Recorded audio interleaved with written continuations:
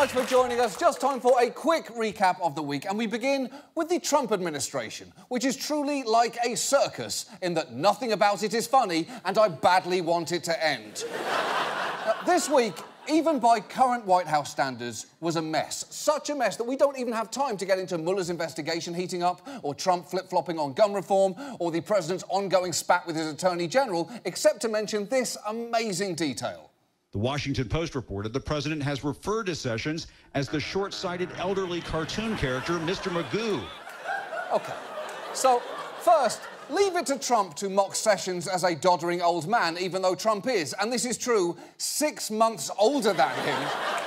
And look, calling him Mr. Magoo isn't just mean, it's lazy. If you want to hurt Sessions, try. Use your imagination. Call him Confederate Smurf. Or a casting director's second choice for an incontinence ad. Or the result of a one-night stand between Strom Thurmond and a golden raisin. At least make an effort. Meanwhile, the administration continues to hemorrhage staffers, the latest being Hope Hicks, White House communication director and girl who started that mean rumour about you in high school. And Hicks leaving is actually a big deal for Trump. With her gone, this leaves a stunning lack of confidence in the president's inner circle. Dan Scavino, the social media director here, President Trump's former golf caddy, is the last man standing from the original team of his campaign. OK, so let's all admit that is a suspicious photo. But to be fair, we looked for non-suspicious photos of Dan Scavino and we couldn't find any. There's this one where he's looking at porn at work suspicious. There's this one where he's, you didn't see anything, and if you say a word, I'll break your fucking neck suspicious. And there's my absolute favourite, the, oh no, I just realised I left my Craigslist friend in the punishment box suspicious. He's a suspicious-looking guy, that's all I'm saying. Now, clearly not everyone has left. There is, of course, still Jared Kushner, America's busiest business boy. Although Jared may actually have had the worst week of all, starting with this. President Trump's son-in-law and senior advisor, Jared Kushner, no longer has access to top-secret material. Kushner's clearance level was downgraded from top secret to secret. Even the White House calligrapher now has a higher level of clearance than Kushner now does. Wow. That is humiliating, although it does kind of make sense that a calligrapher has to be good at keeping secrets. For example, they have to keep the secret that there is a font in Microsoft Word that does their entire fucking job. But what's crazy is Kushner has reportedly been on interim security clearance ever since he joined the White House, and that is for pretty good reasons. Jared Kushner, it's not just has a complicated business. He had to change his federal disclosure forms multiple times because he, quote, inadvertently omitted millions of dollars in assets and forgot to include more than 100 foreign contacts. So, in other words, Kushner screwed up some important paperwork, keeps changing his personal wealth, and casually overlooked hundreds of foreigners. He truly is his father-in-law's son. The only real difference is one of them has electrifying sexual chemistry with Ivanka Trump, and the other is Jared Kushner. Now, Jared's security issue may affect his ability to take an active role in international relations, although going by another story that came out this week, that may not be the worst thing. A report in the Washington Post suggests officials from China, Israel, Mexico, and the United Arab Emirates saw Kushner as exploitable and at one point hoped to manipulate him. Now, the most shocking thing about that is if somehow only 4 foreign governments thought they could manipulate him. How is it not more than that? What nation looked at this man and thought, forget it, his mind is a fortress? How did Bolivia, Laos or Germany not feel that this was a crackable nut? Come on, France, Iceland, you didn't think it was even worth trying a little nudge-nudge on the old Kush ball? And look, the thing is, it's easy to get caught up in all this drama and forget that White House chaos can have real-world consequences. But Thursday brought a reminder of that when, unexpectedly, Trump announced new tariffs on steel and aluminum. And whether you agree with that move or not, you have to be bothered by how it happened. Spoiling for a fight, any fight, the president decided to pick one on trade, announcing new tariffs against the advice of many of his top advisors and without any internal review, tweeting, "Trade wars are good and easy to win." Yes, trade wars are good and easy to win, which is weird because if that was true, everyone would always win them, in which case they'd actually be hard to win because everyone else would already have won them. It's a complex situation that philosophers refer to as the dipshit's conundrum. Now, some were immediately significantly alarmed that this could actually raise the cost for Americans on anything containing aluminum or steel. That is why Trump sent out his dynamic Secretary of Commerce, Wilbur Ross, to allay those fears in the dumbest way possible. What I would like to do, though, is to emphasize again the limited impact. This is a can of Campbell's soup. In the can of Campbell's soup, there's about 2.6 cents, 2.6 pennies worth of steel. So if that goes up by 25%, that's about 0.6 of 1 cent on the price of a can of Campbell's soup. Great point, Wilbur. And as long as there isn't anything in the economy that isn't soup, we should be just fine. But don't worry, because our researchers actually looked into it, and it turns out everything is soup. So we're in the clear. Oh, and one more quick thing here. How is he not Magoo? Because that is the Magooiest shit I've ever seen right there. And look, in doing this, Trump may well have set off a global trade war for no good reason. And if you need a sense of just how stupid this move is, just watch the response from EU President Jean-Claude Juncker, who cannot believe that he is now being forced to engage in this shit. So now we will also impose import tariffs. This is basically a stupid process, the fact that we have to do this, but we have to do it. We'll now impose tariffs on motorcycles, Harley-Davidson, on blue jeans, Levi's, on bourbon. We can also do stupid. We also have to be this stupid. Oh, really, Juncker? You think you can be as stupid as us? Please! You just brought a knife to a gunfight, and we just brought a Hot Pocket that we put in our gun holster and forgot was there. Because no one out-stupids Donald Trump's US of A. Nobody! Nobody! You don't know us! And now, this. And now, would you like to be on The Maury Show? Are you a mistress who's in love with a married man and you want him to choose once and for all between you and his wife? If so, call The Maury Show. Are you a woman dating a much younger man and you suspect he's using you for your money and a place to live? Are you a woman dating a much younger man and you suspect he's cheating on you? Is your father dating a much younger woman and you think she's cheating on him? Are you convinced your daughter's boyfriend or husband is cheating on her? Are you convinced your mother is having sex with your boyfriend or husband? Are you a man who feels it's your right to control your wife or girlfriend? Is there a possibility of 2 or more men being the father of your child? Is there a possibility that one of 2 brothers is the father of your child? Are you 18 years or older and the man you believe is your father claims he is not? Did you get pregnant from a one-night stand that was set up on a dating app? Does your child look like they belong to another race? Did another woman's husband get you pregnant? Are you a grandmother who loves wearing sexy and revealing clothes and it's driving your family crazy? Moving on. Our main story tonight concerns the NRA, a group that feels about guns the way the rest of us feel about Nutella. A little is good, more is better, and you can tell me it's bad for me all you like, but you will pry it from my cold, dead hands. Now, in the wake of the Parkland shooting, the NRA has found themselves in the spotlight once more. However, the public pressure this time is actually starting to take a toll. Twitter users are pressuring companies affiliated with the gun rights group by using the hashtag #BoycottNRA. So 15 companies have cut ties with the NRA after Parkland. I think we have a list of them here. Some big ones, Delta, United, Avis, Budget, Hertz, basically saying they're no longer going to provide discounts to the NRA. Yes, Avis, Budget and Hertz will all stop providing discounts to NRA members, which will presumably come as a huge blow to Jeremy, the one NRA member who was just in it for the rental cars. But the boycott train hit a bit of a snag when it ran into one of the NRA's lesser-known side ventures. One group that hasn't been swayed yet, big tech companies like Apple, Amazon, and Roku. You see, these companies' streaming services still offer access to NRA TV, the gun lobby group's free online channel focused on pro-gun content. OK, so that is an uncomfortable situation for Apple and Amazon, but it's a fucking miracle for Roku. Harry, get in here! Someone just called us a big tech company! They said, like Amazon and Apple, it's happening, Harry! It's happening! But with all of the discussion this week of boycotting NRA TV, we thought it might be worth answering the question, what the fuck is that? Because the truth is, you may have actually seen tiny bits of its programming without even realising it, like when this video featuring NRA spokesperson Dana Lash went viral just last year. They use their media to assassinate real news. They use their schools to teach children that their president is another Hitler. The only way we stop this, the only way we save our country and our freedom is to fight this violence of lies with the clenched fist of truth.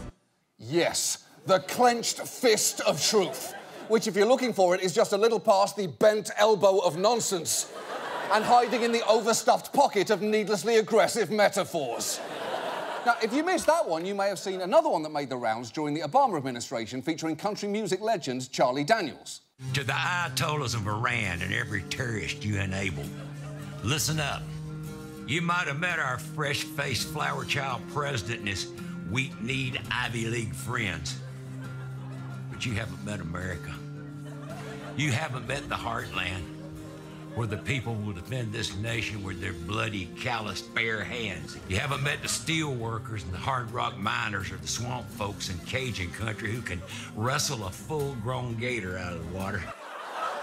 You haven't met the hill demons who can curse you and your future offspring just for having a picnic in the wrong place.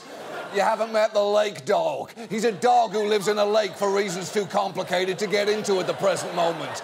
And you haven't even met the gators down in Cajun country who tiptoe out of the water at night and take revenge on the swamp folk while they sleep, thus perpetuating the sick cycle of swamp folk gator violence.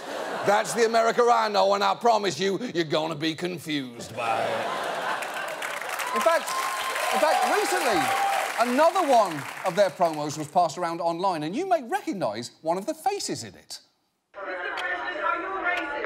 And drinking as many as 12 Diet Cokes. The Second Amendment is about a militia. And it's the National Rifle Association. We are the press who's under attack. The president is like a child. Certain people shouldn't have guns. But you are basically participating in the bigotry. How stupid do you think we are? Bless your heart.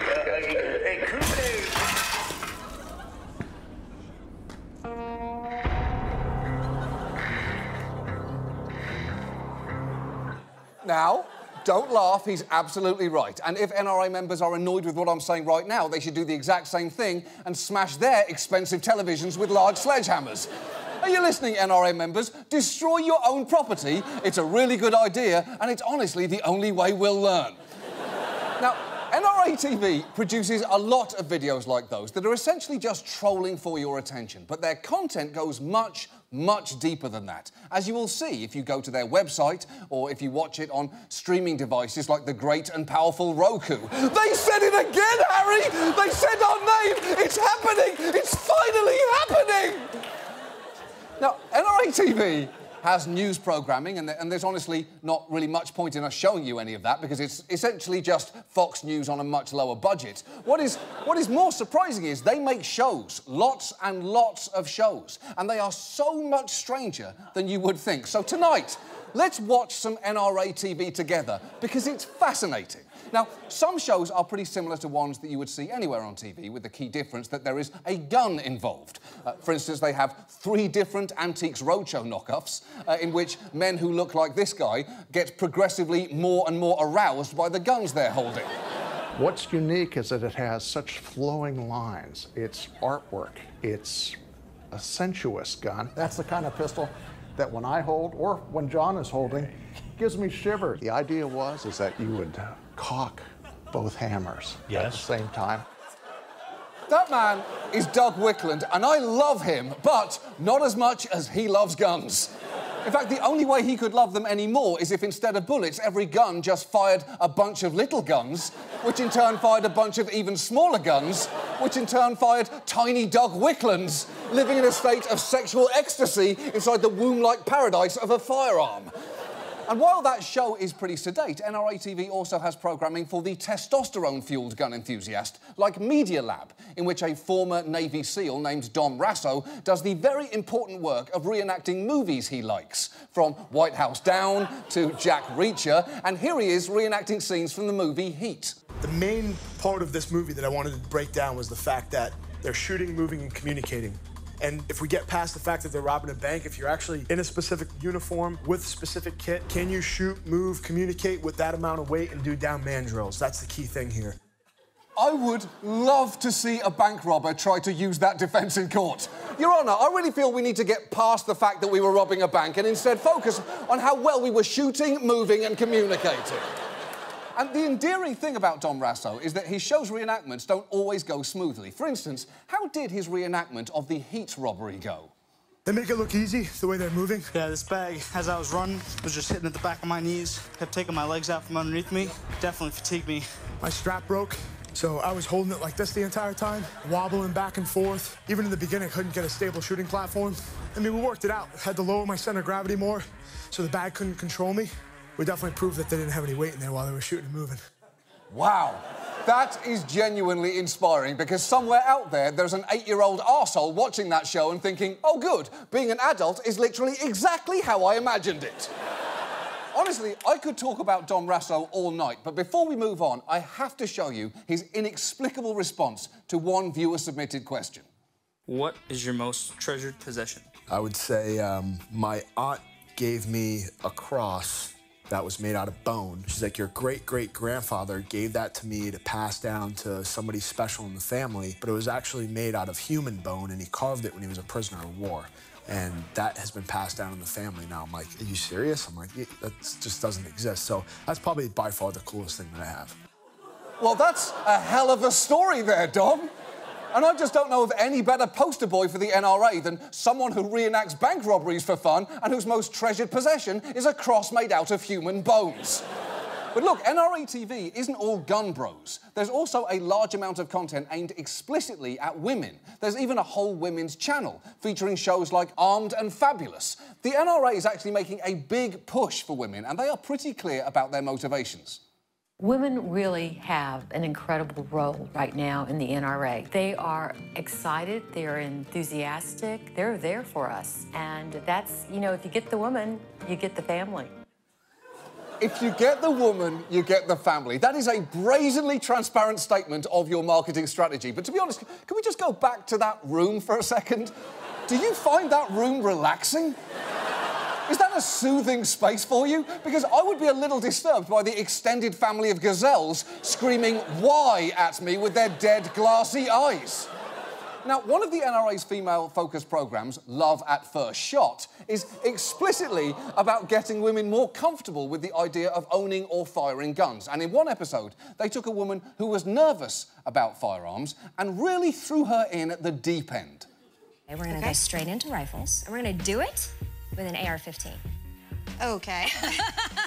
I know you probably heard about them on the news and everything else. I hit the target. You did? How did it feel? Not as scary as I think I was anticipating. Exactly. It's just this nice, light poof of happiness. Yeah. A light poof of happiness. It's a little weird to describe a semi-automatic rifle the way Bob Ross describes a fucking cloud.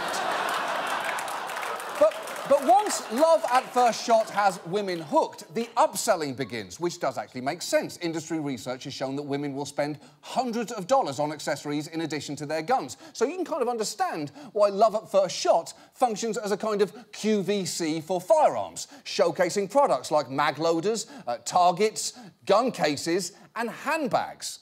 Okay, so as you see here, I've got a couple of different style options for you. There are a lot of different varieties of exteriors, but a lot of them really have the same structure in terms of concealed carry. I never would have imagined these little neat pockets and hidden closures. Knowing that you can close it, it does put my mind at ease with it, so it's pretty cool. Girl, you don't even need a gun because people are going to die when they see that bag. And look, it's not just handbags. Even the gun itself can be profitably accessorised. So, yes, we do have a custom line of gun paint for the ladies out there. These mags look phenomenal. I love this product. It's so much fun to work with, and it's great to be able to put your own personal touch on your firearms and your accessories. Oh, that's so fun! That is so fun! Or, if Natalie ever commits murder, a grave oversight. Good news, Chief, the mag says the killer's name right on it. We don't know what motivated her to go on a killing spree, but we do know she had a lot of fun with it.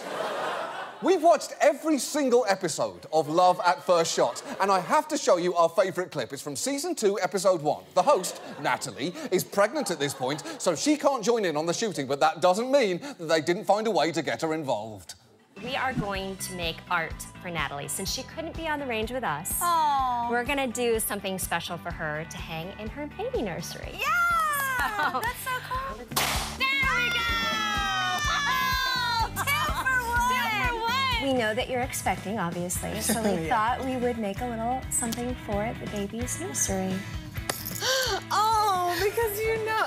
We shot paint. Yeah, they shot paint. So when somebody inevitably asks why you have what appears to be a blank canvas with a large bloodstain hanging up in your child's nursery, you'll be able to completely reassure them by saying, oh yeah, my friend shot that for me.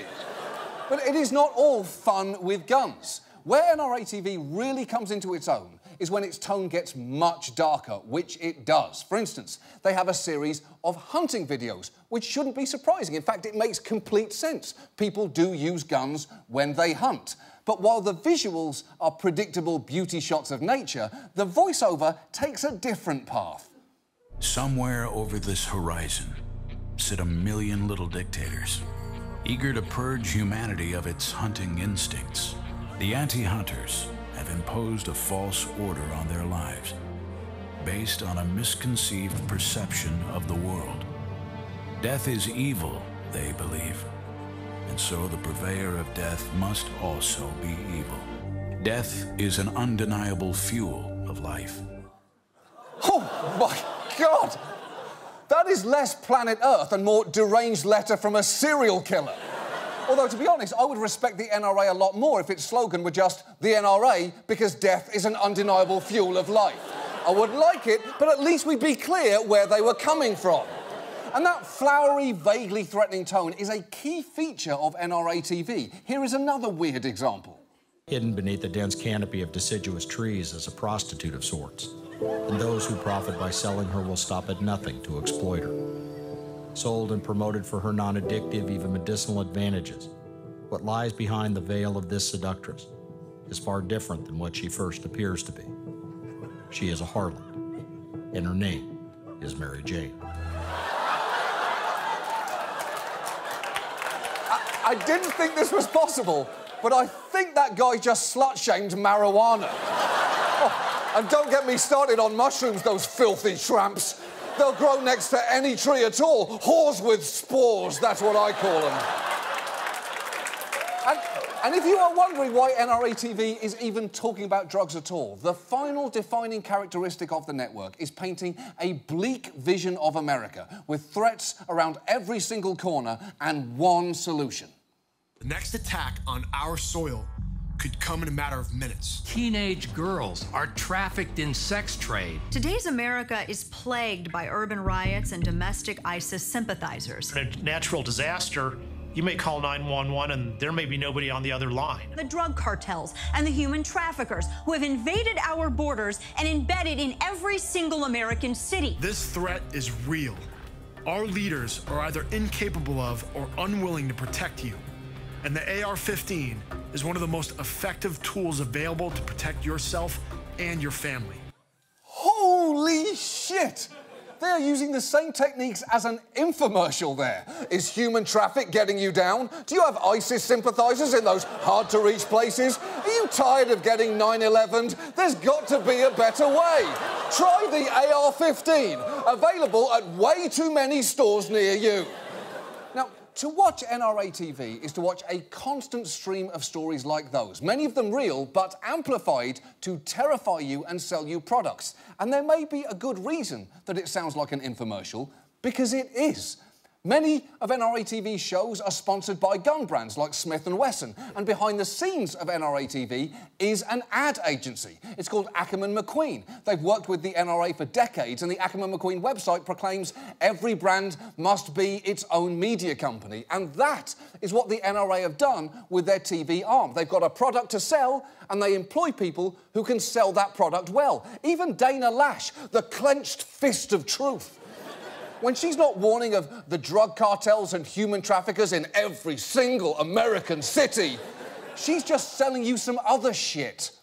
Hi, I'm Dana Lash from The Dana Show. There's one superfood I drink every day for healthy circulation and to make me feel great all day long.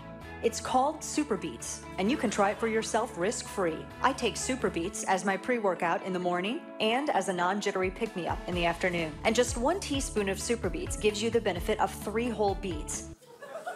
Wow, Dana, 3 whole beets. That's more than my delicious superfood, medium beets. It gives you the benefits of 2 whole beets, which is, and this is true, enough. That's a perfectly adequate number of beets. The whole point here is, the answer to the question, what the fuck is NRA TV, is it's just a vessel to sell America guns. That's pretty much it. Does it work? It's honestly hard to say. They won't reveal their ratings, so it's plausible that no one is watching this and that ad agency, Ackerman McQueen, are making out like bandits. But look, having watched a shitload of NRA TV's programming, here is what I'll say about it. There is a lot to be concerned about regarding the NRA's activities, but NRA TV might actually be the dumbest, most transparent thing that it does. Think about it this way. If the NRA is a ferocious bear charging at you, NRA TV is that bear's ridiculous hat. Is it eye-catching? Sure it is. Is it perversely entertaining? Absolutely. Is it the main thing you should be worried about? Probably not. Because the real truth here is, hat or no hat, it is imperative that everyone keep their eyes on that fucking bear. And now, this. And now, proof that NRA TV's tone can make anything seem scary. Has your kitchen, that once gleamed in the soft glow of dawn, now become a bleak gulag of countertops bent in shameful submission to breakfast's perverse tyrant? She is the oven's contemptible whore, and her name is Muffins. The muffin is a glutinous prison, each berry a fruit slave within its crusty walls. Americans once relished our right to a stack of flapjacks and a cup of joe. But now, we tremble before Satan's cupcakes. Joe uncupped and flapjacks unstacked. When the muffins rise, we must rise against them. Because you don't know the Muffin Man, America, and you better pray you never do.